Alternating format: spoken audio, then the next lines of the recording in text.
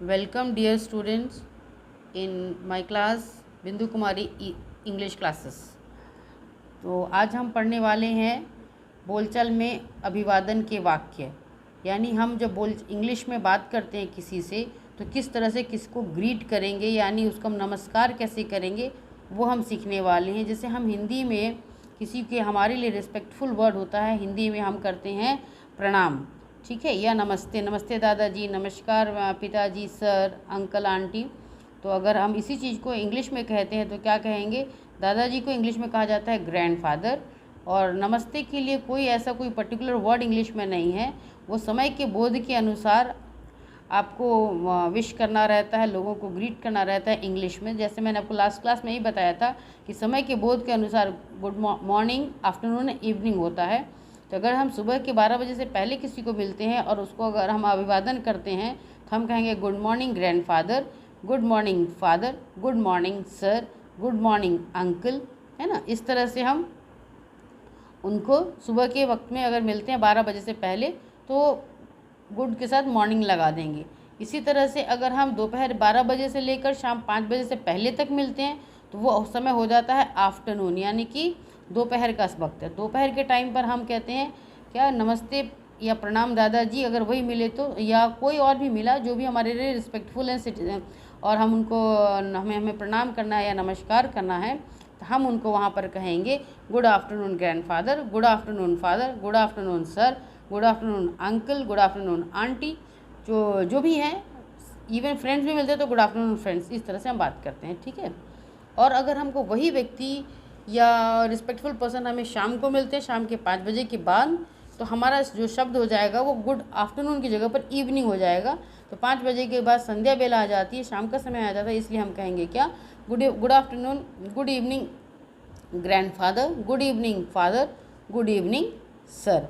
और रात में विदाई के समय हम क्या कहेंगे? जैसे हम विदाई के टाइम पर कहते हैं शुभ रात्रि, यानी कि गुड नाइट। ये जो शुभ रात्रि है ये हम लोग कभी भी दिन में, इवनिंग में अगर किसी से मिलते हैं तो उस समय नहीं कहेंगे कि गुड नाइट, ठीक है। मैंने प्रायः अपने बच्चों को ऑब्ज़र्व किया है, मैंने most of the time students को ऑब्ज़र्व किया है कि अगर वो शाम को 8 बजे के वक्त किसी से मिलते हैं तो वो ग्रीट करते हैं तो कहते हैं गुड नाइट। गुड नाइट उस समय हम ग्रीट करने के टाइम पर नहीं कहेंगे, उस समय हम उनको कहेंगे गुड इवनिंग।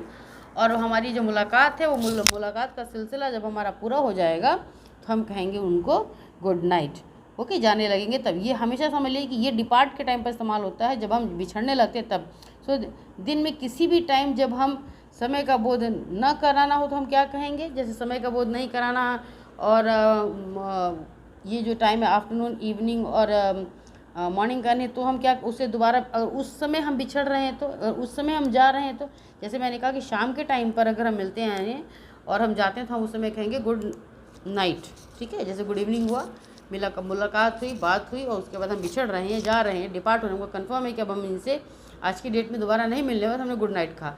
लेकिन वही अगर दोपहर में बिछड़ रहे हैं, मॉर्निंग में बिछड़ रहे तो उस समय हम किस तरह के शब्दों का प्रयोग करेंगे? उस समय जो हम शब्द इस्तेमाल करेंगे वो हो जाएगा क्या, गुड डे। क्या कहेंगे हम उसको? Good day, good day to you, जो भी है उसका नाम, uncle, good day to you uncle, good day to aunty, good day to you grandfather, good day to you friends, जो भी हो। या अगर हम इनफॉर्मल वे की बात करें तो हम क्या उस समय क्या कहेंगे? हम हेलो या हाय का प्रयोग करते हैं। क्या कहते हैं हम? Hello friend, hi friends. Hi friend का प्रयोग करते हैं मित्र या बराबरी के लोगों में। जैसे हम कहेंगे क्या, hello Ram, hi friend, hi Shyam, hi Mohan, hello Sunita, like that, okay. अब हम थोड़ा सा इधर देखते हैं, इधर क्या है मैंने लिख रखा है आपके लिए, at the first time of depart, यानी दिन में अगर हम पहली बार डिपार्ट हो रहे हैं तो क्या कहेंगे हम? उस समय क्या कहेंगे? Bye bye, see you. हाँ, बिछड़ते टाइम हम क्या कहेंगे? Bye bye, see you. अच्छा चलते हैं, यानी बाय बाय फ्रेंड्स।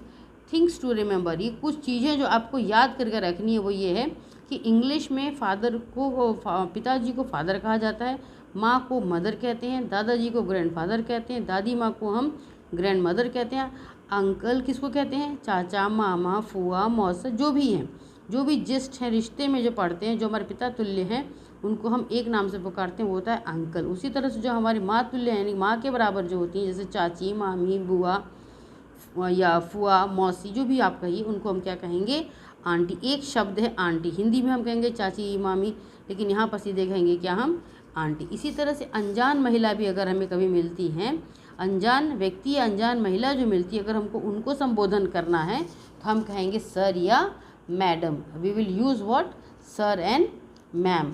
और अगर हमारे जैसे मेरे भाई हैं, फुफेरे भाई हैं, चचेरे भाई हैं, जो भी रिश्ते के जो ब्रदर्स होते हैं, उनके लिए एक शब्द हमारे पास होता है कज़न। कज़न ब्रदर और सिस्टर। तो ब्रदर और सिस्टर नहीं जोड़ते, हम कहेंगे he is my cousin. He is my cousin means brother and sister both, वो दोनों उसी में समाहित हो जाता है। रिश्ते में भाई बहन बनते हैं उसको हम एक ही शब्द का इस्तेमाल करते हैं, वो है कज़न। हम cousin brother, he is my cousin brother नहीं बोलते, he is my cousin. And mister and Mrs का मैंने आपको बताया था, मिस्टर एंड मिसेस का प्रयोग जो है वो हम मैरिड मेल या फीमेल के लिए करेंगे। अगर मैरिड मेल है तो हम कहेंगे मिस्टर सो एंड सो, या मिस्टर जो भी उनका नाम हुआ, mister Ram, mister Shyam, mister Verma, mister जो भी XYZ, जो भी आपको उनका नाम हो। इसी तरह से अगर वो अनमैरिड है तो क्या कहेंगे, सर एंड मैम या फिर मिस कहेंगे। ठीक है, मिसेस और मिस्टर का प्रयोग जो है वो सिर्फ और सिर्फ हम मैरिड के सामने ही प्रयोग करते हैं। ठीक है, अब ये इसके अलावा आप देखें कुछ और वर्ड जो है शिष्टाचार के वर्ड्स क्या यूज़ हम करते हैं। शिष्टाचार मीन्स रिस्पेक्टफुल, हम किस तरह से किसी को जब आदर सम्मान देते हैं तो किस तरह के शब्दों का हम प्रयोग करेंगे। क्योंकि हम हिंदी में देखते हैं बहुत सारे शब्द बने हुए हैं, उसी तरह से इंग्लिश में भी कई प्रकार के शब्दों का प्रयोग किया जाता है शिष्टाचार के लिए। जैसे आपने बहुत बार सुना होगा, आप भी बहुत बार यूज़ करते होंगे, जैसे है please, thank you, welcome, kind, kindly, allow me, after you, sorry, excuse me, pardon, what is, that is all right, it's my pleasure. ये इस तरह के कुछ शब्द हैं जो कि इंग्लिश में बनाए गए हैं, और इनका जो उपयोग हम कहाँ कैसे करेंगे, आइए मैं आप लोगों को आज इन शब्दों के उपयोग के बारे में थोड़ा सा समझाने का प्रयास करती हूँ। इन शब्दों का प्रयोग जो है हम कहाँ करेंगे, use of this words which are use for respect and respectful manner, यानी इन सारे शब्दों का हम प्रयोग करेंगे रिस्पेक्टफुल मैनर में या रिस्पेक्ट को इसी को देने के लिए। जैसे कुछ सेंटेंसेस मैंने लिख रखे हैं डियर स्टूडेंट्स, आप उसको पढ़ें और आप उसके अंतर को समझेंगे। मैं आपको इसको व्याख्या करके एक्सप्लेन ना कर बल्कि मैं आपको कुछ एग्जाम्पल्स को रीड आउट करके एक्सप्लेन करने का प्रयास करती हूँ। ठीक है, तो आप लोग देखिए क्या है। The very first is give me, मैंने क्या कहा, what is the first word is give me your pen, यानी आप मुझे अपनी कलम दो। तो ये तो हमने क्या किया, ऑर्डर दे रहे हैं, जैसे आप मुझे अपनी कलम दो। लेकिन अगर हम इसी को थोड़ा सा प्लीज़ कर दें तो कैसे क्या कहेंगे, give me your pen please. तो प्लीज़ लगा दें मीन्स आप अपना मुझे पेन दें, कृपया अपना पेन मुझे दें। तो एक रिस्पेक्टफुल वर्ड हो गया, रिस्पेक्टफुल वे में हमने उसको बात किया या सेंटेंस कहा। Give me a glass of water, यानी मुझे एक गिलास पानी दो। What is this, yes I will drink it. ये कुछ ऐसे सेंटेंस है जो स्ट्रेट फॉरवर्ड सेंटेंस है जिसमें ऑर्डर की बात हो रही है। लेकिन इन्हीं सेंटेंसेस को अगर हम इस तरह से कहें, जैसे may I have your pen please, यानी कि क्या मैं आपका कलम ले सकता हूँ। A glass of water please, यानी एक गिलास पानी मुझे दें, कृपया एक गिलास पानी मुझे दें। जैसे व्हाट इज़ टाइम, क्या टाइम हुआ है, या टाइम प्लीज़, हमने उसको पूछा क्या टाइम क्या हुआ है प्लीज़ बताएं। उसके बाद में yes please I will drink it, यानी मैं पीऊँगा। हाँ येस प्लीज़, आपने पूछा would you like to have drink, yes please, answer is yes please. तो ये अपने में एक रिस्पेक्टफुल मैनर में कहा जाता है। इसी तरह से हम एक बहुत ही कॉमन वर्ड जो आप लोग यूज़ करते हैं which is called a thank you, यानी थैंक यू का प्रयोग हम कब करें, जब हमारे पास कोई काम हमारा कोई कर देता है या हमारा वर्क या हमारा किसी ने किसी तरह का सहयोग किया, तो हम उसको क्या कहते हैं बच्चों, we will say always thank you. You have to say thank you if your work has been completed और बीइंग डन बाय दैट, यानी थैंक यू को एक मैजिकल वर्ड, इंग्लिश में मैजिकल वर्ड कहा जाता है थैंक यू। थैंक यू, या फिर हम इसमें और स्ट्रेस डालना चाहते हो तो हम क्या कहेंगे उसको, thank you very much, you are please by someone और सम वर्क, यानी अगर आप किसी के द्वारा किसी काम से प्लीज्ड हैं, बहुत संतुष्ट हैं, अंदर से कृतज्ञ हैं, तो हम यूज़ करेंगे क्या, थैंक यू वेरी मच। फिर वी ऑल्सो यूज़, कभी कभी हम इस इस तरह के शब्दों का भी इस्तेमाल करते हैं। जैसे थैंक्स तो बोला हमने, लेकिन हम किस तरह से बोल रहे हैं देखिए उसको।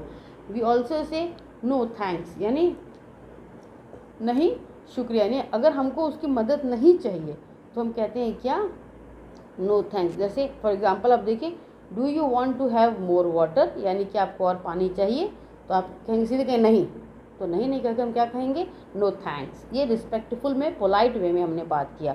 आंसर टू थैंक्स, यानी अगर किसी ने थैंक्स आपको दिया, जैसे थैंक यू सर, तो उस थैंक यू सर का भी एक आंसर होना चाहिए। वो आंसर क्या होता है, welcome, no mention, it's fine, my pleasure. क्या होगा, यानी अगर आपका काम किसी ने कर दिया या आप किसी के द्वारा वर्क हुआ और आप उसके वर्क से संतुष्ट हैं और आपने उसको थैंक्स कहा, या आपने किसी को मदद किया और उन्होंने आपको थैंक्स कहा रिटर्न में, तो आपका फ़र्ज़ बनता है, चूँकि आप इंग्लिश में बोल रहे हैं या बात कर रहे हैं शिष्टाचार में, तो आपको यूज़ करना पड़ेगा वेलकम। जैसे उन्होंने कहा, आपने किसी को एक गिलास पानी दिया और उन्होंने आंसर किया थैंक्स फॉर द हेल्प या थैंक्स फॉर दी वाटर, तो आप क्या कहोगे, वेलकम, यू वेलकम, यानी आपका स्वागत है। That means you are asking him, you are saying him that please, दोबारा कभी कोई ज़रूरत पड़े तो आप प्लीज़ मुझसे दोबारा उस वर्क को कहें करने के लिए। या फिर मेंशन नॉट, यानी थैंक्स बोलने की ज़रूरत नहीं है, इट्स फाइन, इतना चलता है, या इट्स ओके, माय प्लेजर, आपने मुझसे पानी पिया, मैं कृतज्ञ हुआ। आप इस तरह के शब्दों का भी इस्तेमाल करेंगे। सो अब आगे एक और देखिए, कुछ है, may I take your pen please, है ना, may I take your pen, ठीक है, आपने क्या कहा, may I take your pen, तो आंसर क्या होगा, येस प्लीज़, यानी हाँ ले लो, तो हाँ ले लो नहीं, प्लीज़, येस प्लीज़, कृपया लें।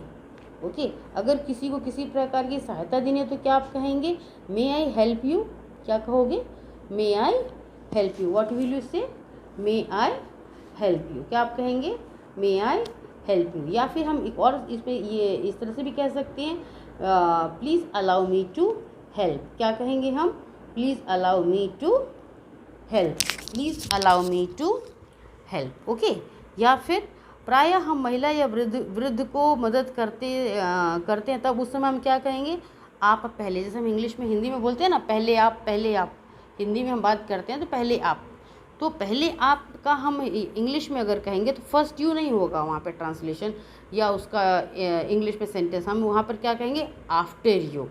तो आप इस चीज़ को नोट कर लें, पहले आप जो हम बोलते हैं पहले आप, तो पहले आप का फर्स्ट यू नहीं होकर बल्कि क्या हो जाएगा, आफ्टर यू। खेद प्रकट अगर हमको किसी को करना है तो हमारे पास एक वर्ड है विच इज़ कॉल्ड सॉरी, क्या बोलते हैं हम उसको, sorry, excuse me, pardon, please, ये सब शब्द हैं खेद प्रकट करने के लिए।